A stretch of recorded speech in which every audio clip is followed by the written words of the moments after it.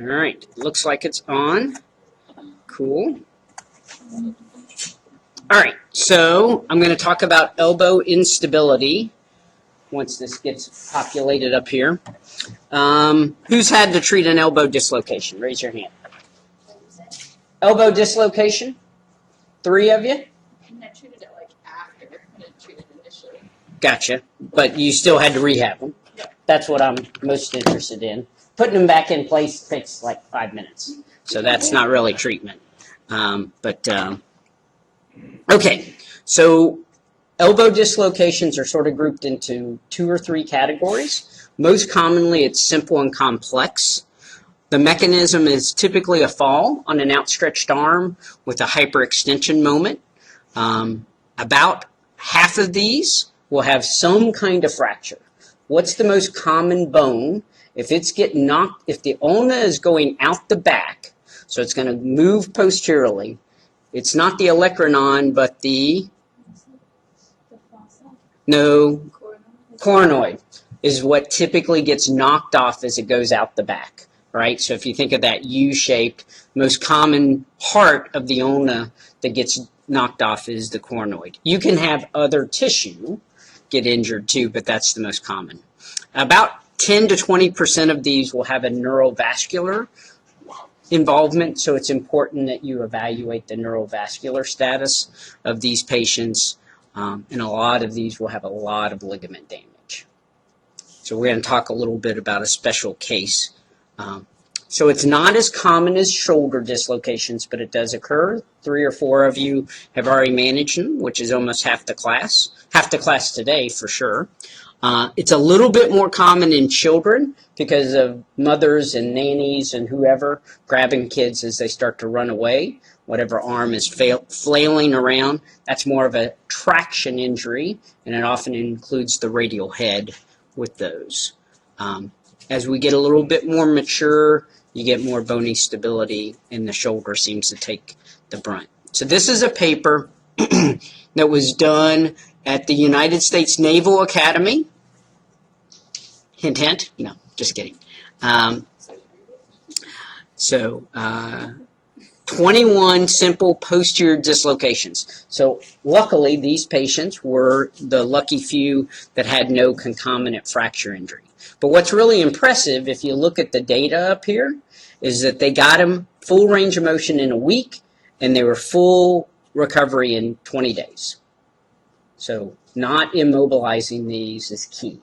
Getting these guys moving right away in a hinged knee brace, elbow brace is ideal.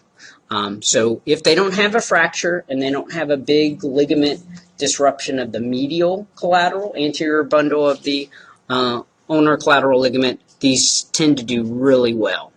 So you can protect the tissues for a few weeks in a brace. If they need to, when they compete, I'd keep them in a brace, maybe even do a hyperextension tape job. Early range of motion prevents the joint from getting stiffed. No surgery. Surgery is not indicated for these, and they tend to do as well without surgery as not surgery. I think I sent you all that sham. Did I send you all the sham article on lateral epicondylitis? Wasn't that interesting? Just cut open the skin, you get as well as if you actually go in and cut the dead tissue out. The mind, it's a powerful thing. So lateral epicondylitis, they did a sham randomized clinical trial. Some people got surgery, some people didn't. The people who didn't actually have surgery, they just had the wound. They did the skin incision and closed it up. They did as well as the people who actually had the tissue removed. They've done that in knee scopes. So degenerative changes in the knee, they've done that and shown the exact same thing. Isn't that cool? It's interesting. The one thing you have to be a little careful with is over supination. That can sublux them a little bit. This is the complex dislocation. This is called the terrible triad. So you get a fracture, you get a dislocation, a radial head fracture, so you get 2 bones fractured, and a joint instability. So this is what it's going to tend to look like at the time of surgery. You get the posterior dislocation, but then you also get, there's my little pointer, you get this little bony chunk knocked off. This becomes a little flatter, a little irritation here in those components. So in managing those, they are going to be immobilized for a period of about 10 days to let the fracture to start to heal up. But then after about 7 to 10 days, you're going to start controlled, gentle, active range of motion. The number one mistake therapists and athletic trainers make with the elbow is they push motion, they force it, and that tends to lay down more bone. So if you push motion in an elbow, it tends to be reactive, and it'll start to lay down like heterotopic ossifications, myositis ossificans. A lot of doctors will prescribe a very heavy-duty, non-steroidal anti-inflammatory that we don't use very much anymore, but it's really good to prevent that calcific tendonitis or calcific generation. Does anybody know what that's called? It's not used as commonly. You guys are a little younger. It's called indomethacin. So indomethacin is commonly used for elbow fracture dislocations or after elbow surgery when they have a stiff elbow to try to keep the bone from doing. It fucks up your liver, so that's why they don't tend to give it. So it's really tough on your liver, so it has to be careful with that. They also will use radiation. And so they'll do a lot of, like cancer treatment, they'll radiate the elbow or do a series of x-rays to try to keep the bone from forming as much. So early active range of motion, about 7 to 10 days, in a brace, minimal loads. So I like gravity eliminated if I'm dealing with one of those people. And then about 8 to 10 weeks is when you're going to actually get to start strengthening. Motion for the first month or two, then strength for the next 2 months. Then you can get them back to activities at 5 or 6 months with an elbow dislocation. So here's a case that I actually wrote up. And these are two of our guards, or a guard in the center at the University of Virginia. So I made them go back out and do the positions. The two guys that were involved in the injury. So I didn't have video like UK has video as we're going, but I had the two players read position. So the guy on the right was doing a crab block, and he dislocated the center's elbow. So first game of the year, first time he ever got to start, dislocates his elbow. Poor guy. So anyway, so this was the mechanism of injury. They tried to put it back on the field a little bit, but really they didn't try very much. So we took him back to the training room. Dr. McHugh is our team orthopedic surgeon. He's the guy who trained Jimmy Andrews. So he's old-time sports medicine, shoulder, elbow, hand doctor. Put it back in place, and then we put him in a posterior leaf splint and did the series of follow-up. So we've already done the elbow re-dislocation. I don't need to go talk about that. We've already talked about that earlier in the semester. Luckily for him, he did have a little bit of a chip of the coronoid, but it wasn't enough to go in and operate.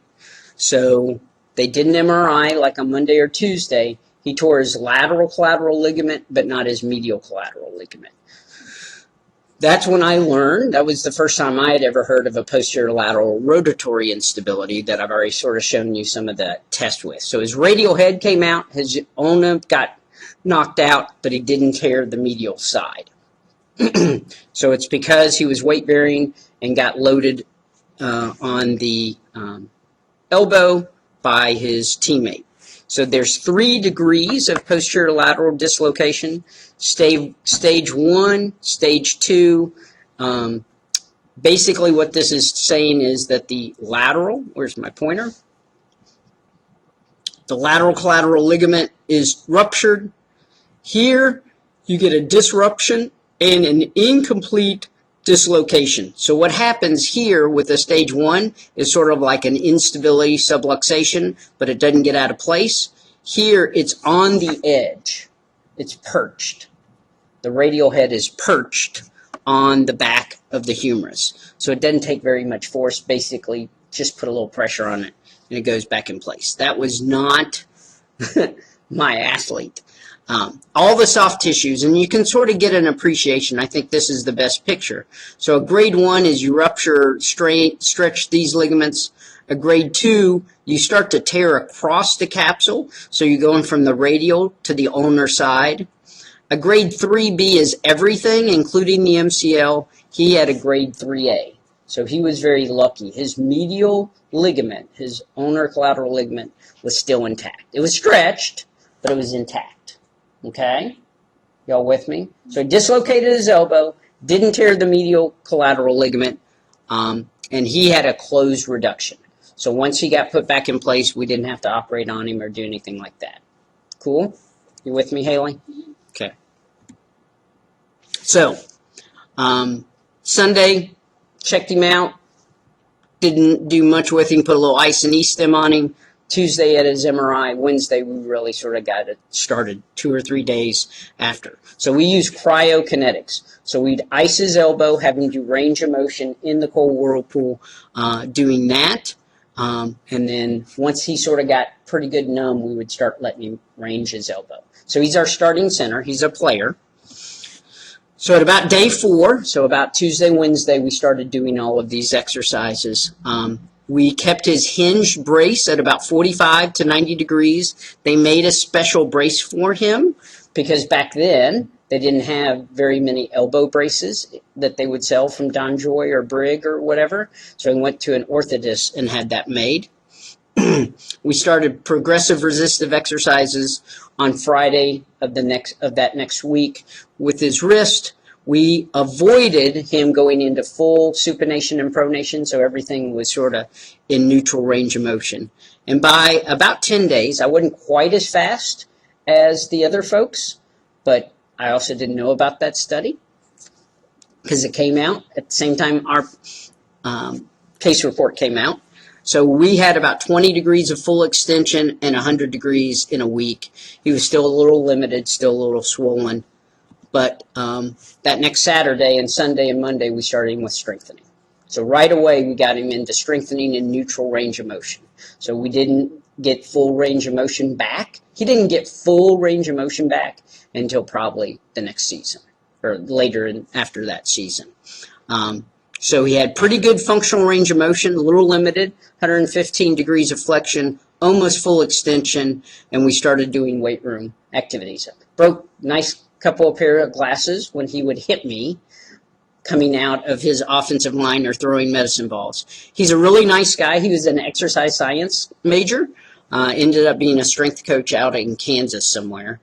But then at 17 days, we started him on football drills. We put him in a small hinge brace because his arm was too big for any of the elbow braces. And then I did a hyperextension tape job on him every practice to prevent him from going into full extension. So he was a junior, so he played for the next 2 seasons, never redislocated.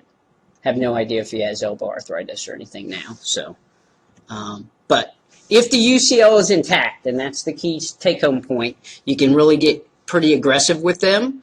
You can measure their range of motion, getting them moving pretty good. He was very compliant, so he was like the perfect patient.